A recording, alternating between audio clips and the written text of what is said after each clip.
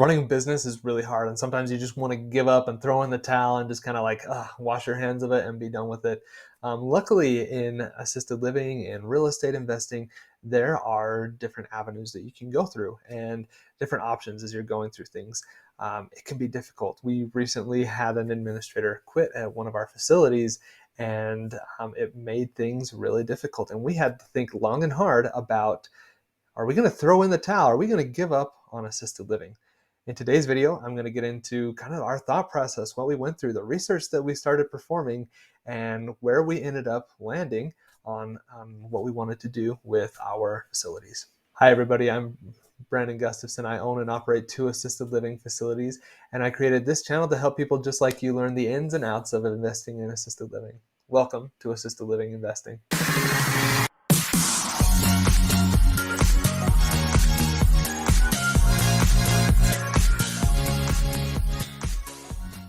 Hey everybody, welcome back to the channel.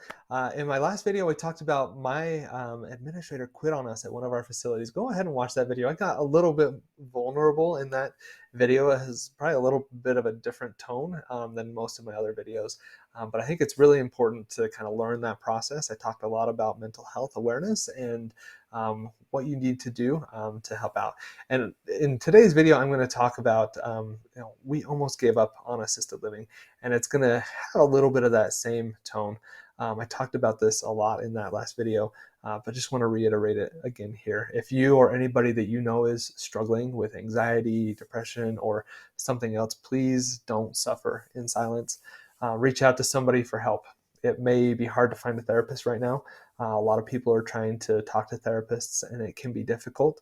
But talking to your loved ones, or just kind of working through things and writing things down, journaling, can really help you through any issues that you're dealing with. Don't be scared to talk to your loved ones.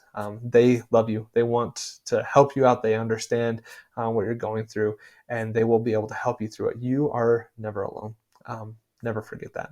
So just with that preface, just make sure that as somebody that has dealt with anxiety previously and depression, and with family members that have dealt with those things, don't suffer in silence. Make sure that you're having conversations and working through those problems. Everything will get better. You can do it. And you know that. You know things will get better. It just, sometimes it takes time and it takes work, but you can do it. And people are there for you. They love you. So I'm going to get into the story. In my last video, I talked about the process of getting a new administrator in place at our facility when our administrator quit on us. But I left out a key part of the story, and it was that I almost gave up on assisted living. And for those of you that have been following the channel, or who watched my video on why I got into assisted living and how I got into it, and I'll link that up above, you kind of know the process of why I wanted to get into it and why I love it and working in it. And so to consider changing and being and moving on from assisted living was kind of a big decision for us to go through and try to figure out.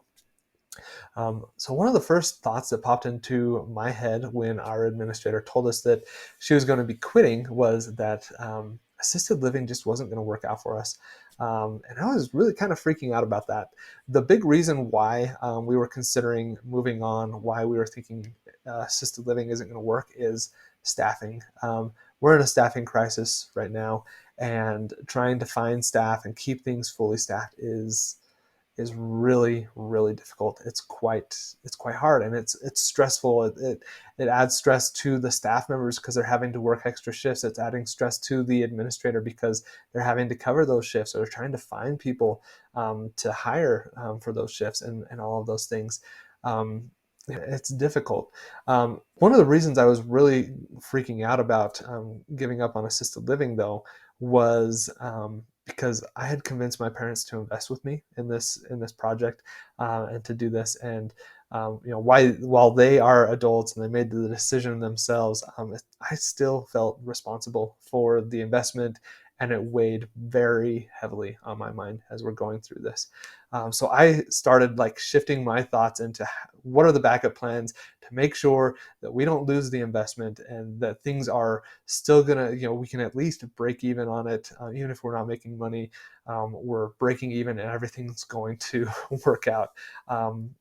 My mind shifted into that pretty hardcore what we need to do so we can at least make the debt service payment and kind of keep the real estate going, even if we had to give up on assisted living. And so I started brainstorming on ideas, on what could we do. And I actually came up with quite a few. And so I want to go through that list with you. If you're looking at assisted living and you're just like, I'm not convinced that assisted living is the right thing for me, or you own an assisted living and facility and you're looking at dealing with some of these similar issues, and you're wondering, maybe I need to look at something else, or maybe I need to do something else. I'm hoping that this list is going to be helpful to you, because I did a lot of research on it and got a decent idea, high level, on several different options that you could look at. And so if you find this list helpful in any way, make sure you smash that like button and let me know if you like it, and also kind of give me feedback if there are other options in here that I am missing as you're going through this process yourself. But yeah, I came up with this list of options. Ultimately, obviously, we didn't decide to move forward with any of these right now. We were able to find an administrator. We were able to keep the facility up and running, and things are going well there now. But it's something that, if you're looking at assisted living and you need some help thinking up contingency plans, or if you're just not sure that assisted living is the right idea for you, these are a few other ideas that are kind of similar, but they are different.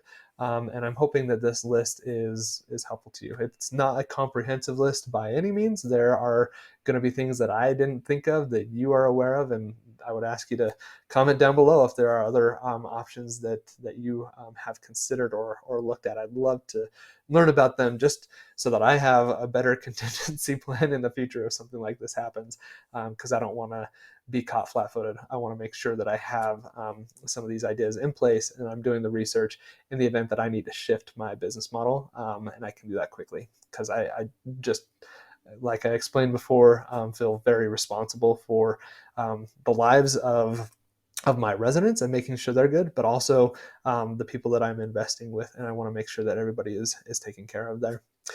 So without further ado, here is that list. So number one, and they're in no particular order at all, just number one on my list of things here, was independent living. So this is kind of a step down from assisted living, and at least in the state where this happened, independent living is not a licensed facility.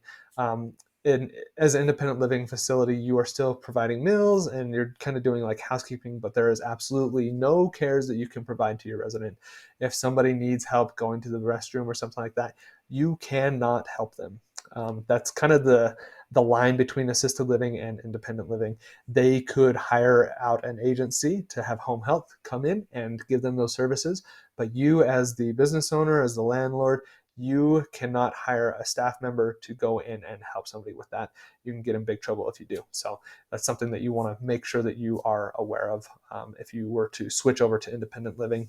If you talk to the state, they can kind of give you an overview. That's actually who I had a conversation with, was somebody at the state, to figure out kind of what would this process look like if we changed over to independent living. Another option was to double down on things, actually, and get into memory care. So our facilities are just assisted living, but one of the suggestions was you should look at memory care, and you're going to be able to get more money out of your residents. Your staffing model is likely going to increase, but you're probably going to be able to pay people more, and it's going to be better for you for retaining staff. So that was something that we looked at and considered. I had a lot of conversations with people about shifting that business model over to memory care and what that would entail for us. We didn't get too far into that process, and it's still something that we might consider doing at some point in the future. But yeah, it was something that we looked at. But given the staffing problems that we have been seeing in the industry right now, I was, again, just a little hesitant to do something like that. It was going to require more staff when we are already having issues getting staff in place. Number three was looking at Section 8 or low-income housing, actually. So we spoke with the local housing authority. That's who you would want to talk to. You would look for the county housing authority, is like the best thing to search for on the internet if you're interested in doing something like that, to just look at the different low income housing options. And honestly, there are more than I thought. In my mind, it was like, oh, low income housing, Section 8 housing is just one thing. But as I started looking into it, there were things where you're renting things out by the room, things where you rent it out by the room, but you also provide services.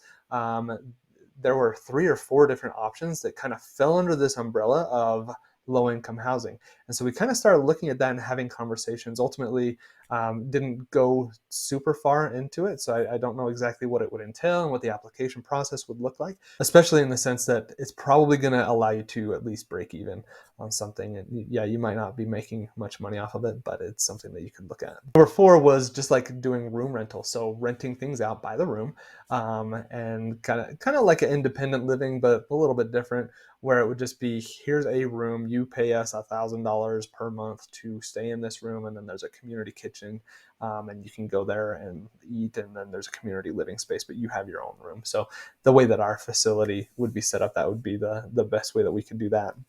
We looked at that. It's probably not the best way to do it, but we looked at that as like a short-term rental strategy or even a long-term rental strategy in helping people do that. We looked at just straight up short-term rentals, and turning the entire house into a short-term rental and what that process would look like. And especially it's a large house, it could be something that could work really well with like family reunions or big family parties or something like that. Large families, that you see often in Utah and Idaho, those types of things. And so just like, maybe we could look at that as a strategy. So we looked at that. We also considered doing something like a halfway house or sober living. And I've not done a ton of research into that. But it's another thing that we have looked at and kind of are considering. And then another one that just was brought to my attention earlier this week was, I think it's called a behavioral home. So like in Colorado, we have a mental health facility. It would be a little more focused on that. And I haven't done a ton of research into that one yet either, but as something else that, you could consider doing, and just kind of looking at. And then the last option that we considered was just selling the house outright. We have been lucky enough to have our homes, the real estate portion of it, increase in value quite a bit since we purchased them, just because of the market and how it is. And so we considered, maybe what we need to do is just sell it, the real estate, and not the business, just get rid of the real estate and recoup our losses that way, and maybe even come out ahead because of how the real estate market is right now. And so that was another option that we talked about and considered as we were trying to figure things out. Now, as I mentioned, we were able to find a new administrator, and we didn't need to go down the path of really figuring out what these backup plans were. But it's something that we wanted to consider. And it's good for us. It's a good exercise for us to kind of go through that process and consider what some of those backup options are, those contingency options, in the event that something like this happens again, or if we want to switch things over, and do just try to figure things out. You never know what's going to happen in the future. And so having some of these things in your pocket ready to go, having done the research on it, doing market research, is just going to be extremely helpful. So I hope that this was helpful to you. Comment down below, again, if I'm missing something on this list, something else that you've considered. If you're looking at assisted living but you're not sure, maybe looking at some of these other options are going to be beneficial for you, and you can kind of do some research on that. If you found this list to be helpful, make sure you smash that like button. Ultimately, our decision, as I talked about this already, after several conversations with my dad and other investors that I have worked with in the past and had conversations with, and people in the local area where we are operating the facility, we ultimately just decided to stick it out. We really love our new administrator. She has been incredible. She's helped us a lot through this process, and things are going well. We have decided also to up our wages to retain staff and be more attractive to people. We have a facility where there's not a lot of cares. It's pretty easy to be a med tech and a caregiver at our facilities because our residents just don't need a lot of care. So we use that as a highlight. And then if we're able to pay people the same amount that they're making somewhere else, then it really will help us out in getting and retaining staff. to make sure that they're in place.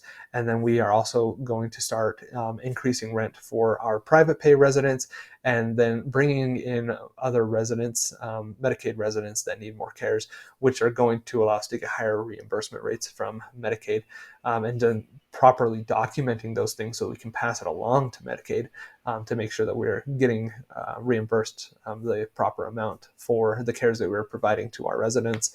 And then unfortunately at the beginning of 22, like all the other facilities, we are dealing with those staffing shortages. I've talked about this several times, but we're hoping that we can weather the storm and make it through this staffing crisis and then come out stronger on the other side. I really do think that at some point in the future, hopefully in the next few months, but realistically in the next year or so, things will get better, and we won't have this kind of a problem anymore. We're just kind of working through that and trying to figure it out. But I'm still pretty convinced that this is a good business to be in, and I'm excited to be in it going forward. These last two videos have been a little bit of a different tone than my other videos. They're a little more personable and a little more vulnerable for me to talk about. But I hope they're helpful to you in seeing kind of the personal side and what it's like to really operate a facility and have a frank conversation about what it's like and how you can move things forward. In my next video, I'm going to start getting back into some of the more tutorial type of things and tools that you can use. I'm going to talk about online business tools that are available to you as a business owner that are going to help you through the process, whether that's as a small business owner or as an assisted living owner of an assisted living facility. Going to really start getting into that process with you and some of the tools that are available to help you get through all that. If you'd like to learn more about investing in assisted living, make sure you visit me on assistedlivinginvesting.net, and you can get free resources over there. Set up a call with me. I've got a lot of content out there. I would love to have conversations with you. And then make sure you follow me on my other social media platforms. And just remember, it doesn't take a lot, just a little bit. Just keep making progress step by step by step. If you do it, if you're consistent and diligent, I promise you that you will be successful. You can do this. Thanks for watching and have a great day.